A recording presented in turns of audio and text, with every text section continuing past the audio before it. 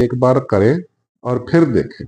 जब एक बार करेंगे थोड़ी तनकीद आएगी, जब दूसरी बार करें, फिर तीसरी बार करें, ठीक है, तो वो आहिस्ता आहिस्ता लोग आपको एक्सेप्ट कर लेंगे। ठीक है, हमारा हम पता क्या सोच रहे होते हैं, हम ये सोच रहे होते हैं कि लोग हमें शायद एक्सेप्ट नहीं करेंगे। हाँ, शुरू में नहीं करेंगे, आहिस्ता आहिस्ता आपको एक्सेप्ट कर लेंगे। तो ये एक मेजर सोल्यूशन है। यानी थ्योरेटिकल सोल्यूशन तो मैंने बता दी, यानी आपने सेल्फ टॉक से काफी बेहतरी मिले, आपने सोसाइटी भी, टॉक्सिक सोसाइटी भी छोड़ दी, आपने चले बुक्स भी पढ़ ली, ये तो हो गया थ्योरेटिकल सोल्यूशन।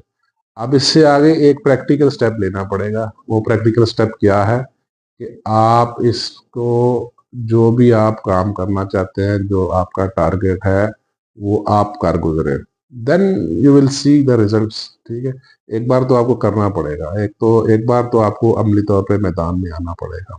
आप कर दे, कुछ भी नहीं होता।